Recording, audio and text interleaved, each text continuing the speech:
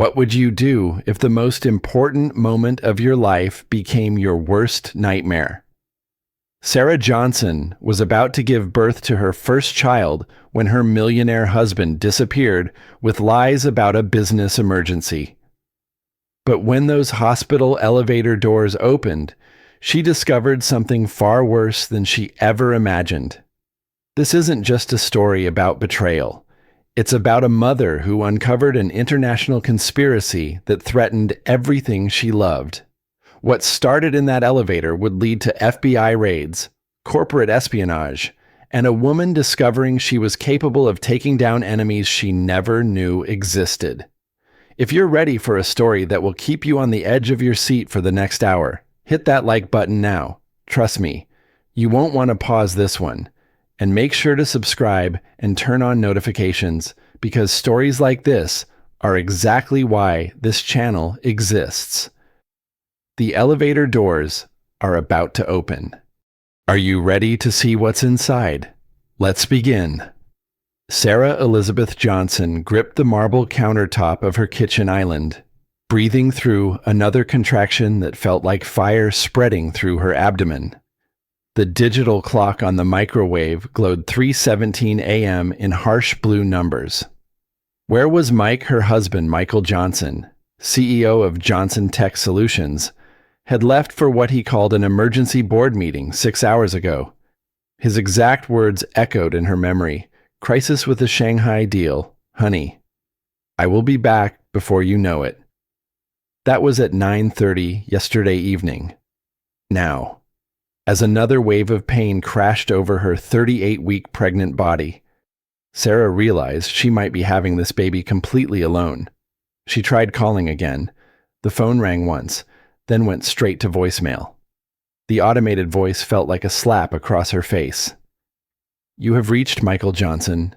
Please leave a detailed message and I will return your call as soon as possible.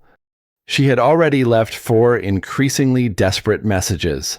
Sarah had met Mike 8 years ago when he was just another ambitious programmer with big dreams and crushing student debt. She was running a small art gallery in downtown Seattle, barely making rent on her converted warehouse space.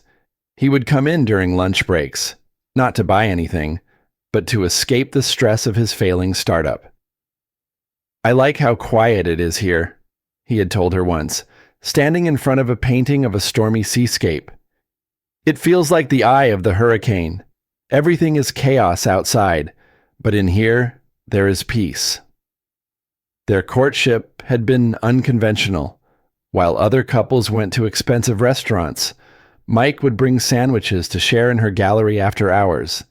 He would explain his revolutionary ideas about artificial intelligence while she showed him how to analyze brushstrokes in paintings. Now he commanded a tech empire worth $200 million.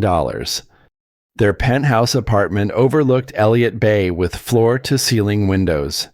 Sarah's gallery had expanded into 3 locations across the Pacific Northwest. They had everything they had ever wanted except the one thing they had wanted most desperately: a family. After 3 years of fertility treatments, miscarriages, and crushing disappointment, Sarah was finally carrying their son to full term. They had already picked the name, Lucas Michael Johnson. The nursery was painted soft blue with white trim, a handcrafted rocking chair positioned by the window where Sarah planned to nurse their son while watching ships cross the bay. Another contraction hit, stronger and longer than the previous ones. Sarah checked her pregnancy app with trembling fingers. Contractions every 4 minutes, lasting over a minute each. According to everything she had read and every class she had attended, it was definitely time to go to the hospital. She tried Mike's phone one more time, still straight to voicemail. A knot of anxiety formed in her chest that had nothing to do with labor pains. Mike had never been unreachable during any kind of crisis, even during his most intense business negotiations. He always answered her calls immediately. Sarah called Dr. Jennifer Williams, her obstetrician and college roommate. Jen had been Sarah's maid of honor at their wedding and was the only person who knew about every miscarriage. Every failed fertility treatment. Every moment of hope and despair over the past 3 years. Jen answered on the second ring, instantly alert despite the early morning hour. Sarah, is it time? I think so. Contractions are 4 minutes apart and lasting over a minute. But Mike is not here. His phone keeps going straight to voicemail, and I have no idea where he is. Do not worry about Mike right now. Focus on you and the baby. I will meet you at St. Mary's Medical Center. Can you drive yourself, or should I send an ambulance? Sarah looked out at the empty parking garage visible from her kitchen window. Mike had taken their car, a detail that now seemed ominous rather than merely inconvenient. I will call a taxi. No, I am sending a car service. 20 minutes maximum. Pack your hospital bag and try to stay calm. Everything is going to be fine. As Sarah gathered her things, she caught her reflection in the bedroom mirror. Her long brown hair was pulled back in a messy ponytail. Dark circles shadowed her green eyes. She looked exhausted, frightened, and utterly alone. The overnight bag had been packed for 3 weeks, sitting by the bedroom door like a promise. Baby clothes and newborn in 3-month sizes, comfortable nursing gowns, and a playlist Mike had created called Lucas's First Songs. Looking at that bag now, Sarah felt the full weight of Mike's absence. The ride to St. Mary's Medical Center felt endless. Each contraction seemed to synchronize with the city lights blurring past the car window. The driver, a kind older man named Frank, kept glancing at her in the rearview mirror with paternal concern. "First baby?" he asked gently. "Yes, and my husband is missing in action somewhere in this city." Frank's eyes met hers in the mirror. "He will show up when it matters most. They always do." Sarah wanted desperately to believe him. Mike had never missed anything truly important before. Not her gallery openings, not her mother's funeral, not any of their fertility appointments. There had to be a reasonable explanation. Maybe his phone battery had died. Maybe there really was a crisis that required his immediate attention, but the knot in her stomach suggested otherwise. At the hospital, Dr. Williams was waiting with a wheelchair and her trademark reassuring smile. Jen was 5 feet 2 inches with short black hair and the kind of steady, competent presence that made patients instantly feel safer. "How are we doing, Mama?" Jen asked as orderlies wheeled Sarah toward the maternity ward. "Scared," Sarah admitted without hesitation, "and completely confused about where my husband could possibly be. That's normal for first-time mothers. The fear, and Mike. Still unreachable. Jen, what if something terrible happened to him? What if there was an accident and he is lying unconscious somewhere?" Dr. Williams squeezed her shoulder with practiced reassurance. "Let's focus on getting you settled and comfortable. Then we will track down your wandering husband and get some answers."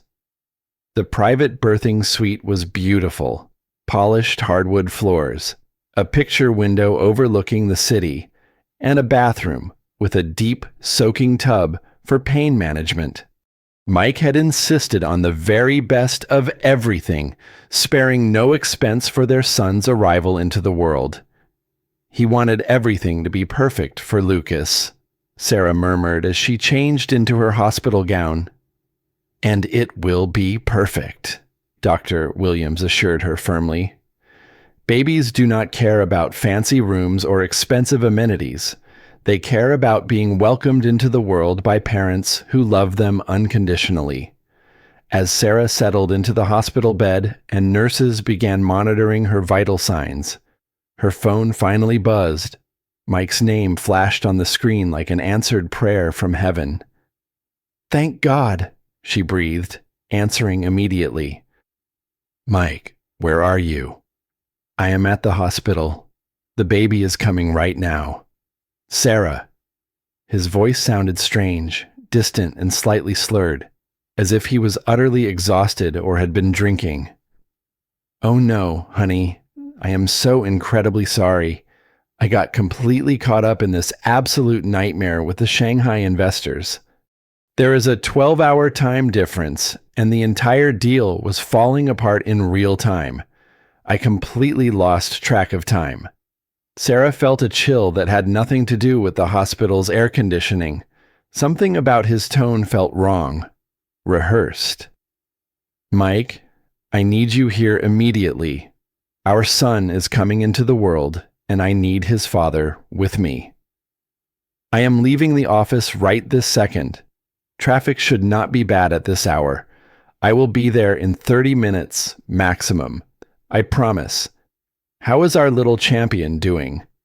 The casual reference to their unborn son as "our little champion" should have been comforting.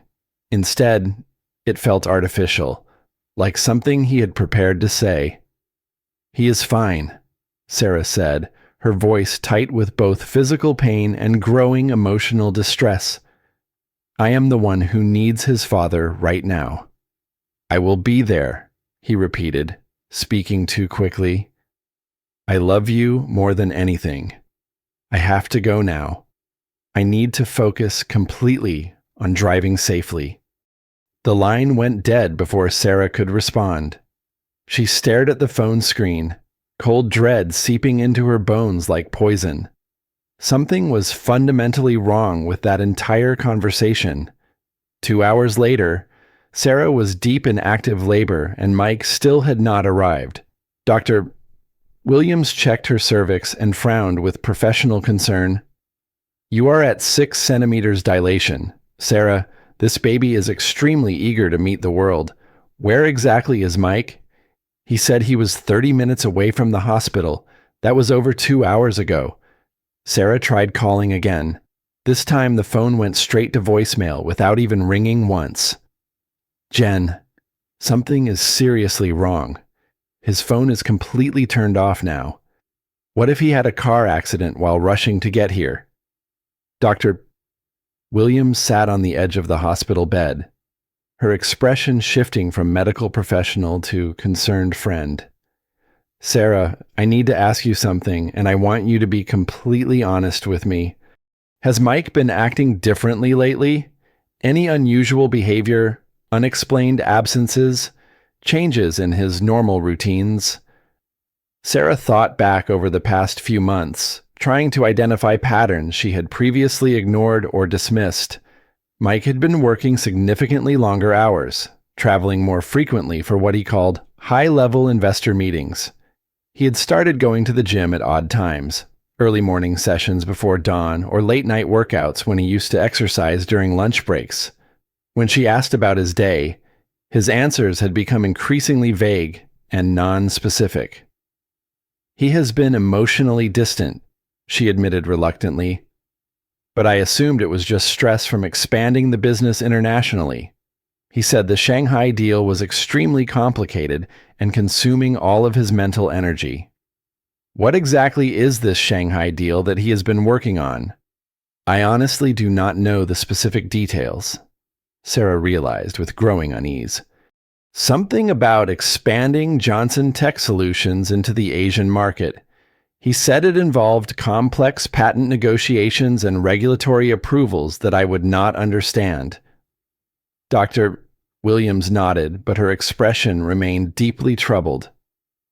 "I am going to have our nursing staff try to reach Mike through his office emergency contact information. Sometimes expectant fathers panic when labor actually starts and need professional encouragement to get moving." While Jen made phone calls, Sarah stared out the window at downtown Seattle. Millions of lights twinkled in the pre-dawn darkness, representing millions of people going about their normal lives. Somewhere in that vast urban landscape was her husband, the father of the child she was about to deliver. But for the first time in 8 years of marriage, she had absolutely no idea where he was or what he was doing. Her phone buzzed with a text message from Mike. "So sorry, baby. Major crisis happening at the office right now. International investors are threatening to pull out completely. We'll be there very soon. Love you. Sarah read the message 3 times, analyzing each word like she might examine a painting for signs of forgery. Mike never called her baby in any context. In 8 years of marriage, he had always used her actual name, or honey, and he was extremely meticulous about punctuation and grammar. This text had none of his usual careful attention to proper writing. The message felt completely wrong, foreign, like it had been written by someone who knew Mike's basic communication patterns but not his intimate personal habits. Dr. Williams returned with Nurse Maria, both wearing expressions that made Sarah's blood run cold with dread. We called Johnson Tech Solutions corporate headquarters, Dr. Williams said carefully, choosing her words with obvious precision. The night security guard confirmed that the entire building has been completely empty since 8 p.m. yesterday evening. No emergency meetings, no crisis with Shanghai investors, no sign of Mike or anyone else on the premises. The words hit Sarah like a physical blow to her chest. She felt all the color drain from her face as the full implications crashed over her in waves. "That is completely impossible," she whispered, her voice barely audible. "He left our apartment at 9:30 p.m. specifically to go to the office for emergency meetings. He has been there all night, dealing with the international crisis." "Sarah," Dr. Williams said gently but firmly, "there is no crisis at Johnson Tech Solutions. Whatever Mike has been doing for the past 10 hours, he has not been at his office building." For the next hour, Sarah labored while battling overwhelming waves of fear, confusion, and a growing sense of profound betrayal. The contractions were intensifying steadily, but the emotional pain was becoming harder to manage than the physical discomfort. Mike's absence had transformed from worrying concern into something much darker and more devastating. The questions multiplied with each painful contraction. Where exactly had Mike been all night? Who was he with? What was he doing that required such elaborate and detailed deception? And why had he chosen whatever it was over being present for the birth of their first child? At 7:15 a.m., the fetal monitoring equipment began showing deeply concerning changes.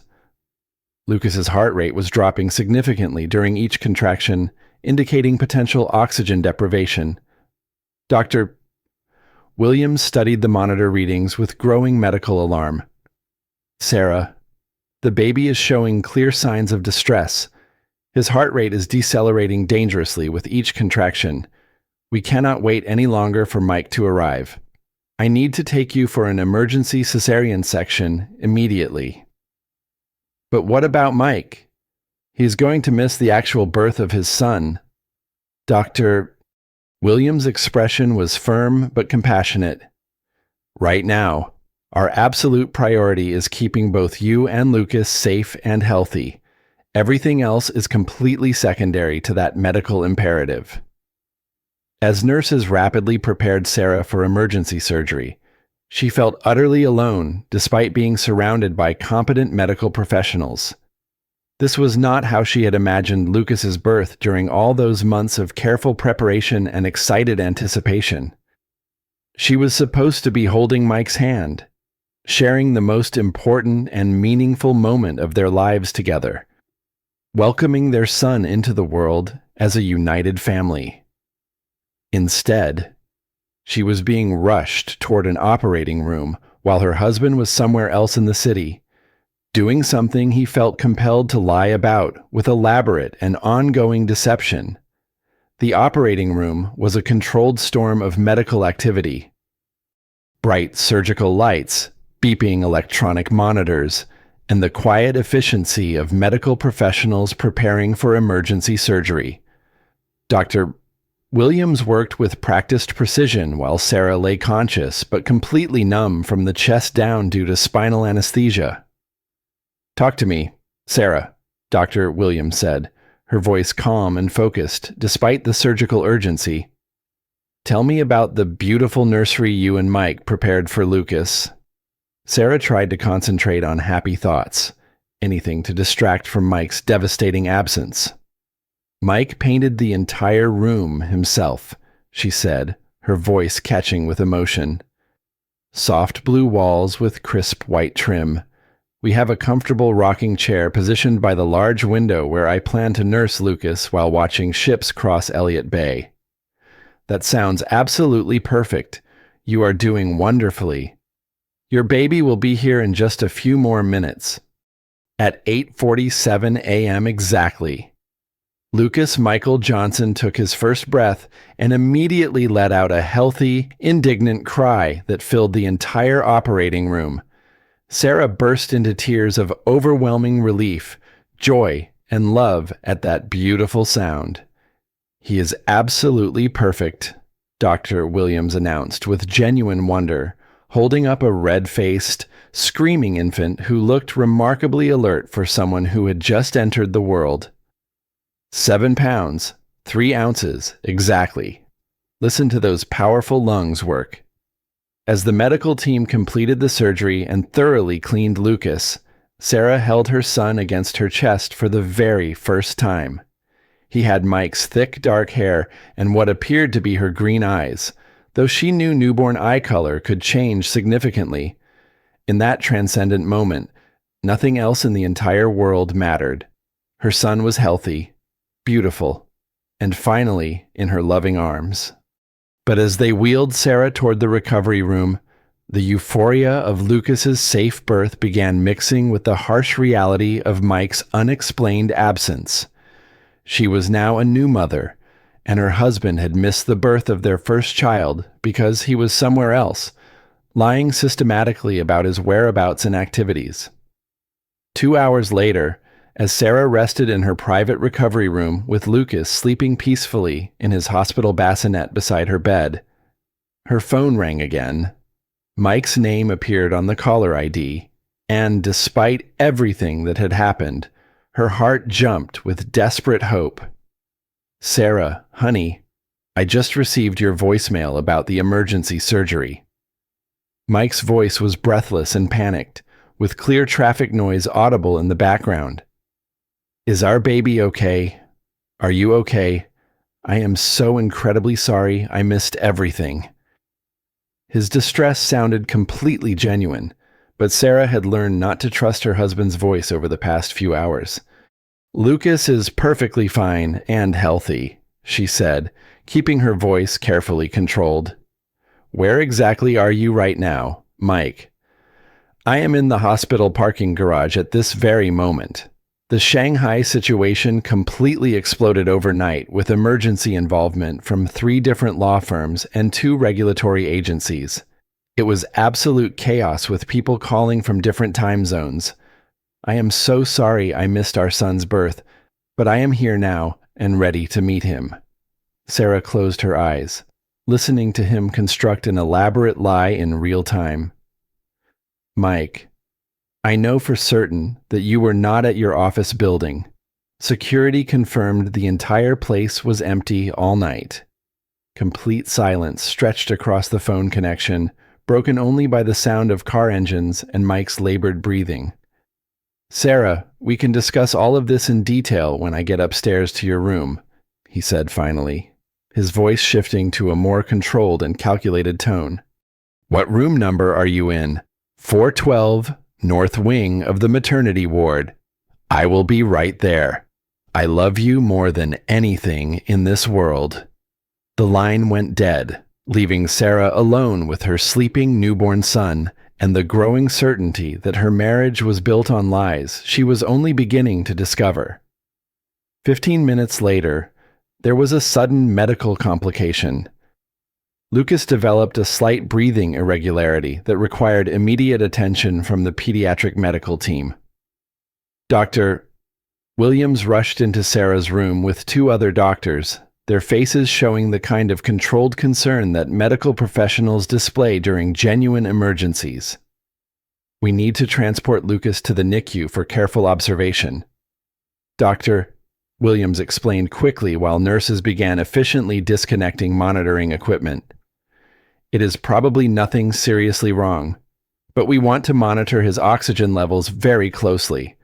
His breathing pattern is slightly irregular, which sometimes happens after emergency cesarean deliveries.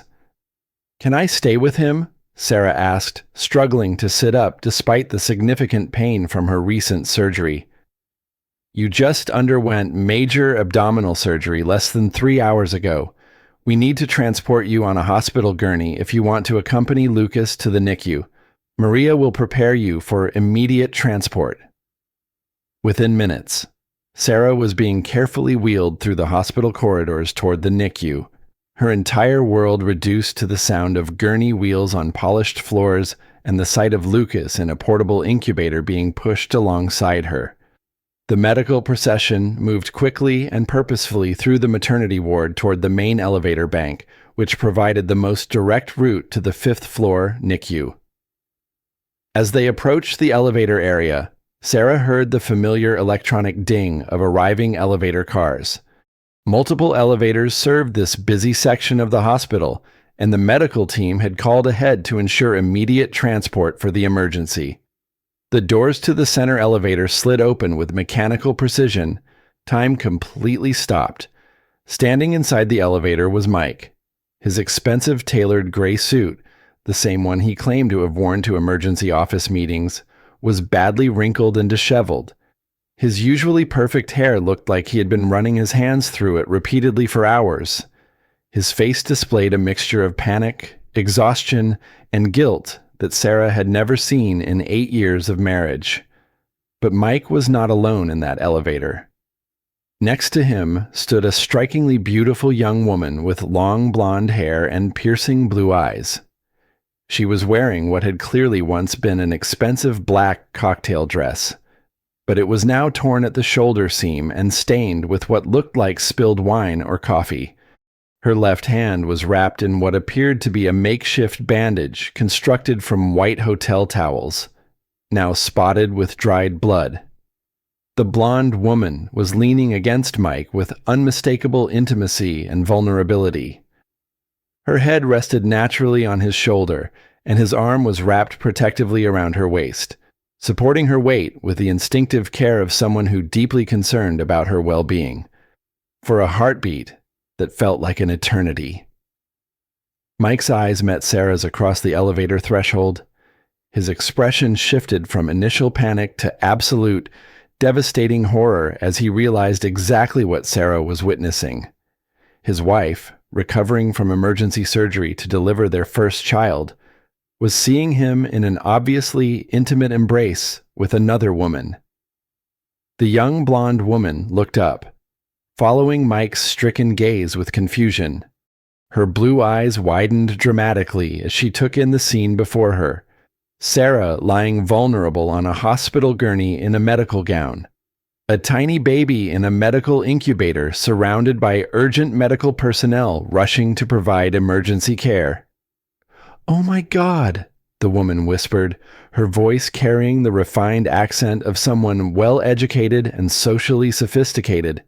Sarah felt like she was falling through infinite space, the anesthesia from her recent surgery making her feel disconnected from her physical body, while the emotional impact hit her consciousness with absolutely devastating clarity. Her husband, who had missed the birth of their son due to fabricated business emergencies, was standing in an elevator at the very same hospital with another woman who was clearly injured and whom he was protecting with unmistakable tenderness and intimacy. The scene was so surreal, so completely outside the realm of anything Sarah could have imagined in her worst nightmares, that for several moments her brain refused to process the visual information. This had to be some kind of mistake, a hallucination brought on by surgical anesthesia and emotional exhaustion, but Mike's expression of absolute guilt and terror told her everything she needed to know about the reality of the situation. Dr. Williams, who had been focused entirely on Lucas and the medical emergency, followed Sarah's devastated gaze to the elevator. When she saw Mike standing intimately with the blonde woman, her professional composure transformed into a fury so intense it was frightening to witness. "You son of a bitch," Dr. Williams said, her voice low and deadly, carrying 8 years of friendship with Sarah and professional outrage at what she was observing. Mike stepped forward awkwardly, still supporting the injured woman, his mind clearly scrambling desperately for explanations that might possibly make sense of this impossible situation. "Sarah, please let me explain everything," he said with obvious desperation. "This is not what it looks like. I can explain absolutely everything that has happened. Get out of our way immediately." Dr. Williams snapped with complete medical authority. "We have a serious medical emergency here and cannot be delayed." The hospital elevator was too small to accommodate Sarah's gurney, Lucas's incubator, and the full medical team with Mike and the mysterious woman already occupying the space. Mike and the blonde pressed themselves against the back wall as medical personnel maneuvered Sarah and Lucas into the confined elevator with practiced efficiency born of countless similar emergencies. The elevator felt suffocating, thick with unspoken accusations, urgent medical necessity, and the unmistakable tension of a marriage imploding in real time. Sarah found herself trapped in a small metal box with her newborn son requiring emergency care, competent medical staff, her lying husband, and the injured woman who represented the complete destruction of everything she had believed about her life and marriage. As the elevator doors closed with finality and the car began its ascent to the NICU, Sarah stared fixedly at the ceiling tiles and tried to process the impossible reality of her situation. The elevator ride lasted only 90 seconds, but those 90 seconds felt like a lifetime, time in which her fundamental understanding of her marriage, her husband, and her future shifted completely and irreversibly. The NICU was a hushed sanctuary of advanced medical technology, specialized incubators, and the soft sounds of premature and medically vulnerable infants fighting for their lives. Through the large glass windows of the unit, Sarah could see nurses wearing colorful scrubs connecting Lucas to sophisticated monitoring equipment and oxygen delivery systems with the gentle efficiency that comes from years of experience with fragile newborns. Dr. Williams knelt beside Sarah's wheelchair, her professional medical demeanor intact despite the emotional chaos of the previous few minutes. "Lucas is in absolutely excellent hands," she said with firm reassurance. "The respiratory issue appears to be minor, probably just residual amniotic fluid that needs time to clear from his lungs naturally. We want to be extremely cautious with any breathing irregularities in newborns, but he should be ready to return to your room within just a few hours." Sarah nodded numbly, unable to take her eyes away from her son. Through the clear plastic walls of his medical incubator, Lucas looked impossibly small, but undeniably strong, his tiny chest rising and falling with determined, steady breaths. Behind them, Mike was still providing physical support to the blonde woman, who continued to seem unsteady on her feet despite her earlier apparent composure in the elevator. Up close, without the initial shock of discovery, Sarah could observe that the woman was strikingly beautiful in a carefully maintained, artificial way, the kind of polished physical perfection that suggested expensive cosmetic procedures, professional styling, and a lifestyle that required constant maintenance and significant financial resources. "Sarah, please listen to me," Mike said, his voice cracking with obvious desperation and fear. "This woman's name is Ashley Thompson, and she works as a representative for one of our potential international investors. She experienced a serious medical emergency during our late-night business meeting. I brought her to this hospital because St. Mary's was the closest medical facility with the best emergency care reputation in the city. For the first time since the elevator doors had opened to destroy her world, Sarah looked directly at her husband with full attention. His explanation sounded superficially plausible, even reasonable under normal circumstances. A business associate experiencing a medical emergency. A concerned colleague providing necessary assistance to ensure proper medical care. But something fundamental in Mike's eyes, a flicker of panic that went far beyond normal worry about a business associate, told a completely different story. "Where exactly was this business meeting taking place?" Sarah asked, her voice steady despite the emotional hurricane raging inside her chest. Mike hesitated for just a moment, but that brief moment was more than sufficient to confirm Sarah's growing suspicions about systematic deception. "The Grand Hotel downtown," he said finally, with slightly too much precision. "Conference room 12 on the executive floor. We were working until very late on the final details of their international investment proposal." Sarah felt a chill that had absolutely nothing to do with the hospital's air conditioning system. The Grand Hotel was Mike's preferred location for clients he wanted to impress or intimidate, a calculated power move designed to showcase success, influence, and financial resources. But it was also the location where Mike had taken her for their 5th wedding anniversary dinner, where he had proposed during their 3rd year together, where they had celebrated every major business milestone and personal achievement. It was their special place, full of intimate memories and deep private significance. "Why is her hand injured so severely?" Sarah asked, noting the makeshift bandage that was clearly not professional medical treatment. Ashley Thompson spoke for the first time since her whispered exclamation in the elevator, her voice shaky and uncertain, but carrying subtle undertones of someone normally accustomed to being in complete control of situations. "I experienced a severe panic attack during the complex financial negotiations," she said, not quite meeting Sarah's direct gaze. The pressure of the multi-million-dollar deal, the extremely late hour, the complexity of the international regulatory requirements, it all became overwhelming. I fell and cut my hand badly on broken glass when I tried to steady myself against the conference room table during the attack. The explanation was neat, logical, and complete with specific details that lent credibility to her account. Sarah wanted desperately to believe this reasonable story.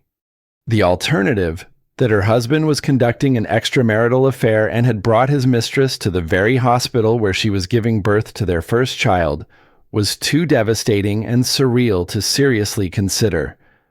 But even as part of her mind grasped desperately for the comfort and security of Mike's plausible explanation, her deepest instincts were screaming that something was fundamentally and dangerously wrong with the entire situation. As they prepared to leave the NICU and return Sarah to her recovery room, Ashley's cell phone rang with an electronic chime. She answered quickly and efficiently, stepping several feet away from Mike with movements that seemed significantly more fluid and confident than someone recovering from a severe panic attack should realistically possess. "Yes, I am perfectly fine now," Ashley said into the phone, her voice carrying clearly in the quiet, controlled environment of the NICU. "No, the meeting went exactly according to our planned schedule. The package was delivered successfully and completely." Sarah caught only fragments of the one-sided conversation, but something about Ashley's tone had changed completely and dramatically. Gone entirely was the shaky vulnerability and medical distress she had displayed just moments earlier. In its place was a crisp, business-like professionalism that suggested this phone call was significantly more important to her than the supposed medical emergency that had brought her to the hospital. "Yes, Bobby, I have absolutely everything we discussed in our previous conversations," Ashley continued, apparently completely oblivious to the fact that both Sarah and Mike could hear every single word she was speaking. "Johnson Tech Solutions will not know what hit them when we proceed to the next phase. The timeline is proceeding exactly according to our original schedule." The name Bobby sent a bolt of ice-cold realization straight through Sarah's chest and into her heart. Bobby Harrison was Mike's biggest and most dangerous competitor, The ruthless CEO of Harrison Dynamics, who had been attempting to acquire Johnson Tech Solutions through increasingly aggressive and questionable tactics for the past 2 years. Mike stepped quickly toward Ashley, his facial expression shifting rapidly from confusion to dawning suspicion to the first hints of genuine fear. "Ashley," he said sharply, his voice carrying new authority and demand. "Who exactly are you talking to on that phone?" Ashley ended the phone call abruptly with obvious haste and turned back toward them with a smile that now appeared more predatory than friendly. The transformation was subtle, but absolutely unmistakable, like watching a carefully constructed mask slip away to reveal something calculating and potentially dangerous underneath. "I really should leave now," she said smoothly. Her earlier unsteadiness and medical distress completely vanished. "Thank you so much for bringing me here for medical attention. Mike, I sincerely hope your wife and your new baby are both completely healthy and recover quickly." She walked away with confident, purposeful strides, leaving Mike staring after her with an expression that mixed confusion, growing suspicion, and the beginnings of genuine fear about what he might have become involved in. Sarah watched Ashley disappear around the corner of the hospital corridor, complex pieces of an intricate puzzle beginning to click into place in her mind with frightening clarity. The phone conversation mentioning Bobby Harrison by name, the specific reference to a package being delivered and Johnson Tech Solutions not knowing what would hit them, the complete personality transformation from vulnerable medical patient to confident business professional in the space of a single phone call. "Mike," Sarah said slowly, her voice barely above a whisper but carrying unmistakable steel. "How long have you been working directly with Ashley Thompson?" Mike turned back toward her, and for the first time since she had known him, he looked genuinely lost and uncertain. "About 6 months total," he said with obvious reluctance and growing concern. She claimed to represent a sophisticated venture capital firm with significant international connections and substantial capital reserves for investment in our Asian market expansion. "What is the exact name of this investment firm?" Mike's hesitation lasted significantly longer this time, and when he finally spoke, his voice carried the hollow ring of someone beginning to realize they had been systematically manipulated and deceived. "I do not remember the precise name off the top of my head," he admitted with growing unease. "It was described as some kind of complex international investment consortium involving multiple shell companies and a very complicated corporate structure." Sarah felt something fundamental break inside her chest, not just her heart, but her basic understanding of the man she had married and trusted completely. Her husband was not simply lying to her about where he had been and who he had been with. He had been systematically manipulated by someone with direct connections to their biggest business rival, and he was either too naive, too compromised, or too emotionally involved to recognize the deception clearly. The woman he had brought to the hospital while Sarah was giving birth to their son was not just his mistress or emotional affair partner. She was potentially a professional corporate spy who had been playing him systematically for months while extracting sensitive information that could completely destroy everything they had built together over 8 years of marriage and business partnership. Back in her private recovery room, Dr. Williams helped Sarah settle comfortably into bed and administered appropriate pain medication for her post-surgical recovery. The physical relief was immediate and significant, but the emotional pain felt like an enormous weight pressing down on her chest, making normal breathing difficult. "Jen," Sarah said when they were finally alone and the door was closed, "I need you to be completely honest with me. As my doctor and as my friend who has known me for over a decade, what do you think just happened up there in the NICU, Dr. Williams sat down in the comfortable chair beside Sarah's hospital bed, allowing her professional medical mask to drop completely and reveal 8 years of genuine friendship and deep personal concern. "I think your husband is in extremely serious trouble," she said with brutal honesty. "And I think that woman is definitely not who she claims to be or what she appears to represent." The phone conversation specifically mentioned Bobby Harrison and something about Johnson Tech Solutions not knowing what would hit them. Mike's biggest competitor, the CEO who has been attempting to buy or destroy Johnson Tech Solutions through hostile takeover attempts for the past 2 years. Sarah nodded grimly, feeling pieces of a complex and dangerous puzzle forming a picture she desperately did not want to see. Ashley also mentioned something about a package being delivered successfully and everything proceeding according to their original timeline. Dr. Williams was quiet for a long moment, processing all the implications of what they had witnessed. "Sarah, you just underwent major surgery. You are exhausted both physically and emotionally. You are on significant pain medication, and you have been through massive emotional trauma in the past 12 hours. Maybe we are reading too much into fragments of a phone conversation we accidentally overheard. Or maybe my husband just got completely played by a professional corporate spy while I was giving birth to his son."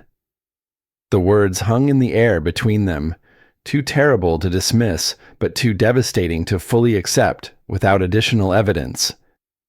Sarah closed her eyes and tried to make sense of the past 12 hours. Mike's elaborate lies about his whereabouts and activities. Ashley Thompson's conveniently timed panic attack followed immediately by her confident phone call to Bobby Harrison. The specific references to packages being delivered and Johnson Tech Solutions being unprepared for whatever was coming next. Either her husband was conducting a straightforward extramarital affair, or he was the victim of an elaborate corporate espionage scheme designed to steal sensitive business information, or most terrifyingly, both possibilities could be simultaneously true. As the prescribed pain medication began taking effect, Sarah felt herself drifting toward desperately needed sleep. But even as consciousness faded, she could not escape the devastating image of Mike standing in that elevator with another woman while their newborn son was fighting for his first breaths in the world. Sarah woke to late afternoon sunlight streaming through her hospital room window, creating geometric patterns on the polished floor. For a moment, disoriented by medication and exhaustion, she felt relatively peaceful.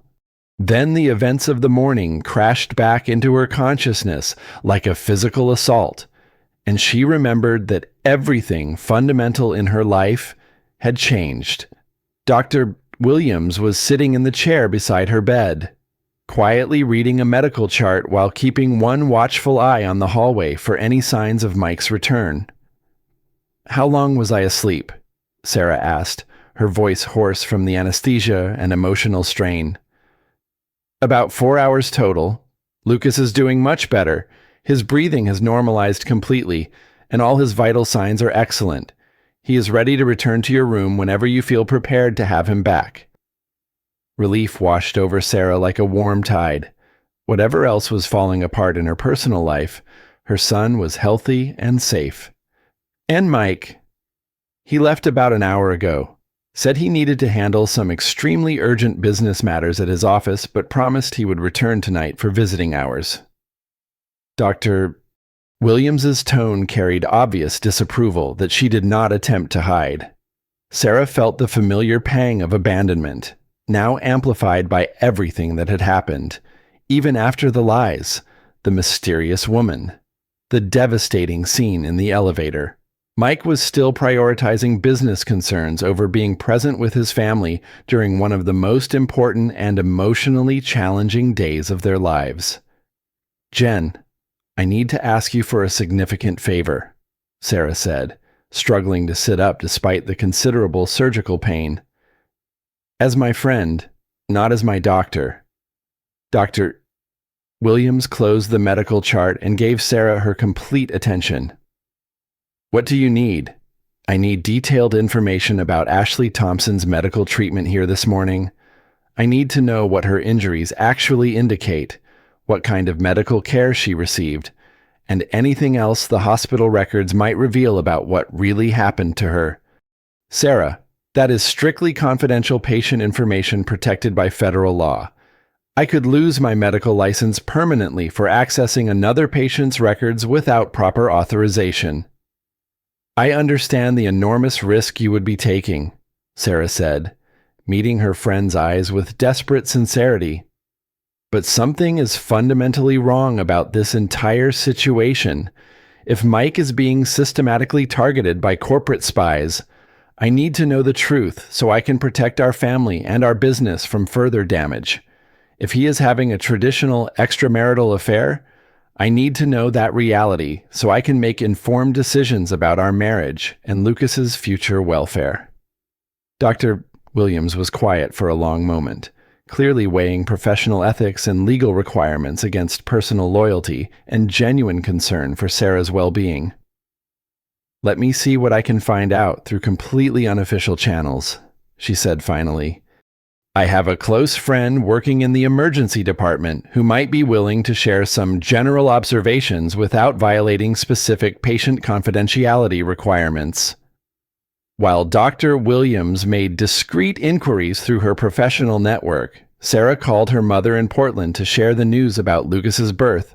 She kept the conversation focused entirely on positive aspects: his weight, his health status, how beautiful and alert he appeared, while carefully avoiding any mention of Mike's absence, the medical complications, or the devastating personal crisis surrounding the delivery. He sounds absolutely perfect, sweetheart, her mother said, her voice warm with grandmotherly pride and excitement. When can your father and I drive up to Seattle to meet our first grandson? Maybe in a few days, Sarah replied carefully. I want to get settled at home first. Make sure Lucas is nursing well and sleeping through the night consistently. What she really wanted was sufficient time to understand exactly what was happening with Mike and Ashley Thompson before involving her parents in what might become a very public and messy marital crisis with potential business implications. An hour later, Dr. Williams returned to Sarah's room with an expression that mixed professional medical concern with personal anger on behalf of her friend. I was able to obtain some general information through my emergency department contact, she said, closing the door carefully and sitting close to Sarah's bedside. Ashley Thompson was treated for a deep laceration on her left palm that required 6 surgical stitches, but that is not the most concerning aspect of her medical examination. What is the concerning part?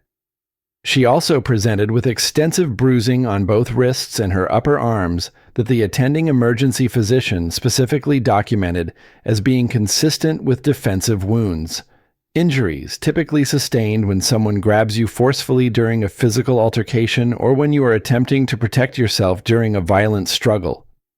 Sarah felt her heart sink even as pieces of the puzzle began forming a clearer and more disturbing picture. So, she was not simply injured during an accidental fall caused by a panic attack. The emergency room doctor specifically noted in his official report that Ashley's injury pattern was completely atypical for a simple fall or medical episode. The bruising on her wrists appeared consistent with someone grabbing and restraining her forcefully.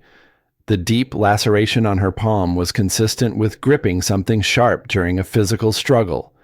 Sarah stared out the window at the Seattle skyline, trying to process this new information while managing the implications. Did Mike cause those defensive injuries? There is no way to determine that conclusively from the medical evidence alone, Dr. Williams said carefully. But Sarah, there is something else significant. Ashley's personal effects when she was admitted to the emergency department included a high-capacity USB drive, the specific type used for transferring large amounts of digital data between computer systems. The implications hit Sarah like a physical blow to her chest. Corporate espionage involving stolen digital files and trade secrets. Defensive wounds suggesting a violent physical confrontation. Mike's obvious and ongoing lies about his whereabouts and activities. Ashley Thompson's phone call to Bobby Harrison mentioning successful package delivery. Jen, I think Ashley Thompson seduced my husband emotionally in order to steal sensitive company secrets and proprietary information, Sarah said slowly, the pieces clicking into place with terrible clarity. And I think Mike finally discovered what she was really doing. If that analysis is correct, then Mike is as much a victim of this situation as you are. But he still made the choice to be with her instead of being here for Lucas's birth. Sarah's voice carried the deep pain of that fundamental betrayal. Whatever was happening with Ashley Thompson, he prioritized dealing with it over being present for the most important moment in our family's life. Dr. Williams sat on the edge of the hospital bed, choosing her words with obvious care. Sarah, you have some extremely difficult decisions to make over the next few days and weeks. But first, you absolutely must focus on recovering from major surgery and establishing a healthy bonding relationship with your son. Everything else can wait until you are physically and emotionally stronger. A soft knock interrupted their intense conversation. A nurse entered the room, pushing Lucas in his hospital bassinet, and Sarah's heart immediately filled with overwhelming love and relief at seeing her son again. Someone is very eager to see his mama, the nurse said with a genuine warm smile. His breathing is completely normal now, and he has been asking for his first real feeding session. As Sarah held Lucas against her chest and felt him latch successfully for breastfeeding, nothing else in the entire world seemed to matter. Her son was healthy, beautiful, and completely dependent on her for everything he needed to survive and thrive. In that transcendent moment, her priorities crystallized with absolute clarity.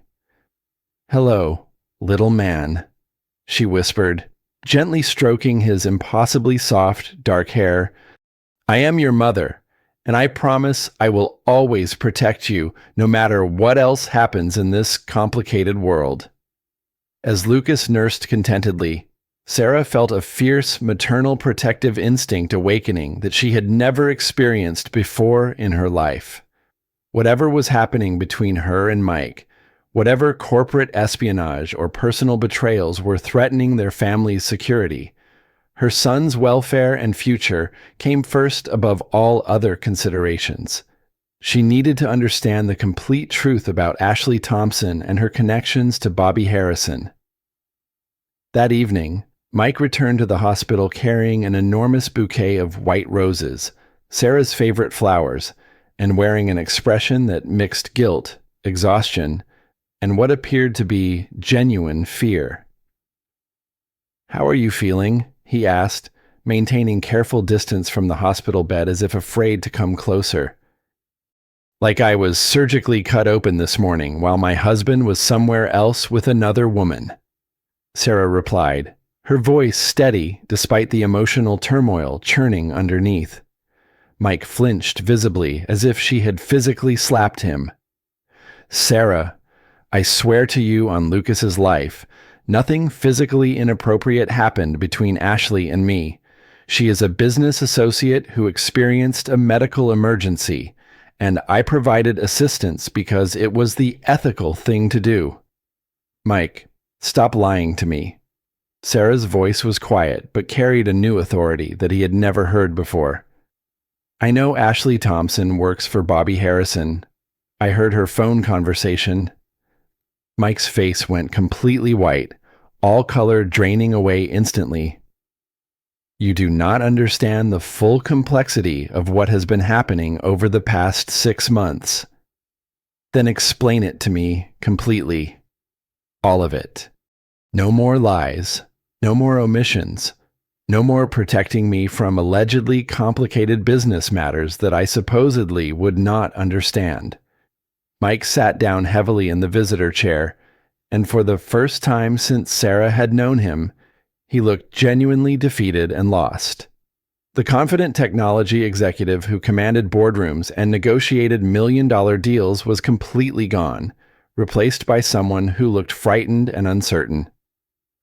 "Bobby Harrison has been systematically trying to destroy Johnson Tech Solutions for the past 2 years," he began slowly and reluctantly. Not simply acquire our company through normal business competition, completely destroy us as a viable entity. He has initiated 3 separate hostile takeover attempts, all of which failed because we consistently maintain superior technology and stronger market positioning. So he decided to try a different approach entirely. 6 months ago, Ashley Thompson approached me at a major technology conference in San Francisco. She claimed to represent a sophisticated consortium of international investors with specific interest in our Asian market expansion plans. The investment opportunity she described in detail was exactly what we needed to accelerate our growth and maintain our competitive advantage over companies like Harrison Dynamics. Sarah felt sick as she began to understand the scope of her husband's naivety and emotional vulnerability. And you believed her completely. I wanted desperately to believe her. Mike admitted with obvious shame. The business meetings always took place in neutral, public locations, expensive hotels, high-end restaurants, professional conference centers. She was incredibly intelligent, charming, and seemed to understand our proprietary technology better than most legitimate venture capitalists I had worked with previously. How emotionally involved did you become with her, Mike? The question Sarah had to ask but dreaded hearing the answer to. Mike was quiet for a long, painful moment, staring at his hands while Lucas slept peacefully in Sarah's arms, completely unaware of the adult drama surrounding his first day of life. Not physically, he said finally, his voice barely audible. I never cheated on you sexually, but emotionally, yes, I became very involved. She made me feel like the brilliant, innovative programmer I used to be instead of just another corporate executive drowning in spreadsheets, board meetings, and administrative responsibilities. Sarah felt the knife of emotional infidelity twist brutally in her chest. So you gave her access to sensitive company secrets and proprietary information. I shared technical specifications and development timelines that I believed were essentially public knowledge already. But yesterday evening, I realized she had been systematically copying confidential files from my laptop computer during our private meetings. Probably using that USB drive your friend discovered in her personal hospital effects. Sarah looked down at Lucas, her son completely innocent and unaware that his father had potentially compromised his entire future through poor judgment and emotional manipulation. What exactly happened in the hotel room this morning? Mike. Mike's voice dropped to a whisper. I confronted her directly about the stolen data. She initially denied everything, but when I insisted on examining my laptop computer, she panicked completely. There was a violent physical struggle when I tried to prevent her from leaving. She grabbed a heavy glass paperweight and swung it at my head. I had to defend myself, and that's how her hand got severely cut. And you brought her to this hospital because I couldn't allow her to disappear with whatever sensitive intelligence she had gathered. I needed to keep her under observation until I could assess the damage. Sarah processed this while watching her son sleep. Mike had been victimized by corporate espionage, but he had also emotionally betrayed their marriage. Mike, you missed our son's birth because you were dealing with consequences of your poor judgment. I know. I'll regret it forever. Trust, once broken, couldn't be easily repaired, but Lucas deserved parents who could work together to protect his future. I need time to think, and complete honesty from now on. No more lies or omissions. Over the following week, Sarah researched Ashley Thompson using Art World contacts who specialized in fraud investigation. Her breakthrough came from Marcus Chen, a private investigator. The woman you're describing matches someone we've tracked for 2 years, Marcus said. Real name probably Amanda Stevens. She's a freelance intelligence operative specializing in technology company infiltration. How many companies has she targeted? At least 6. 3 went bankrupt within a year. 2 were acquired by competitors under suspicious circumstances. Marcus, she threatened my baby. If Amanda threatened your child, someone's paying enormous money to ensure Johnson Tech is completely eliminated. When Mike learned Amanda's real identity, he revealed crucial information. 5 years ago, Bobby Harrison approached me about partnership. He wanted to merge companies with him as CEO. I refused because I discovered Bobby had stolen technology from previous partners. When I refused, he decided to destroy us instead. Sarah understood the scope. We can't fight this through conventional channels. They've been planning this for years. Then, what do you suggest? We beat them at their own game. Sarah assembled a professional team, Marcus Chen for investigation, Jennifer Kim for cybersecurity, and Patricia Moore, a lawyer specializing in corporate crime. If Bobby and Amanda want professional warfare against our family, we'll show them what that actually looks like, she told Mike. Jennifer's findings were devastating. Amanda installed advanced spyware monitoring your personal communications, medical appointments, even fertility treatments. The software could remotely activate Mike's camera and microphone. She's potentially watched your most private moments for months. Marcus revealed the larger conspiracy: Amanda's link to global strategic solutions, corporate espionage for hire with foreign government connections. She simultaneously targeted 12 American technology companies over 3 years. Sarah realized the scope. So Bobby isn't Amanda's real client. He's another weapon in a larger attack on American technology. Exactly, Patricia confirmed. Global Strategic Solutions systematically destroys or transfers American innovations to foreign competitors. Sarah made a strategic decision. We turn Amanda Stevens into a federal witness. She's facing charges for espionage, money laundering, conspiracy, Jennifer explained. We present our evidence to the FBI. She gets immunity for cooperating against her handlers. That transforms Mike from a fool into a victim of international espionage, Marcus added. Bobby's legal challenges disappear when he realizes he's been manipulated by foreign intelligence. 3 days later, Sarah presented their evidence to Special Agent Patricia Moore of the FBI's Corporate Crime Division. Mrs. Johnson, this is exceptional work, Agent Moore said. We arrest Amanda on immediate charges, then offer immunity for cooperation against the larger conspiracy. When do we proceed? Tomorrow. Amanda's meeting her handlers to deliver final intelligence. We'll arrest her then.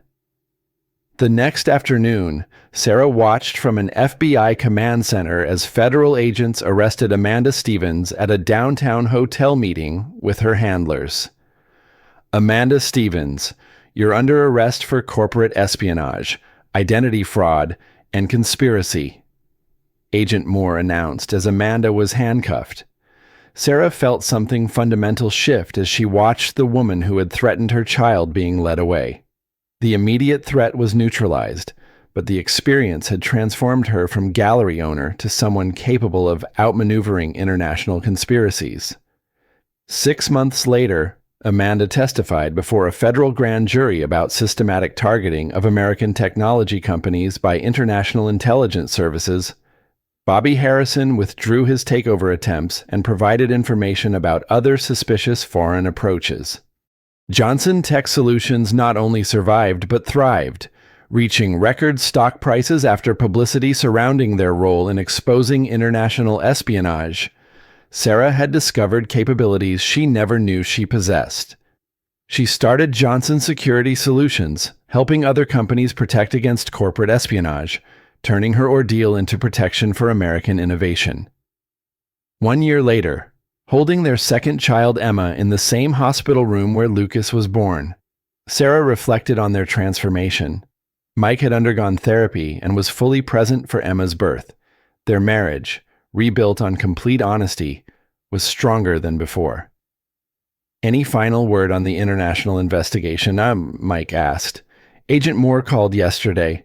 They've identified operations in 15 countries, prevented 30 corporate acquisitions based on stolen American technology. And Amanda, still in witness protection, testifying worldwide. As they settled their children for the night, Sarah realized the woman wheeled through that hospital elevator 18 months ago no longer existed. In her place was someone who had learned that protecting what you love sometimes requires becoming someone you never imagined. When those elevator doors opened, they hadn't just revealed betrayal, they'd revealed a woman capable of fighting forces much larger than herself. Their story began with betrayal, but ended with triumph, proving that love, when tested by adversity, could emerge stronger than anyone imagined.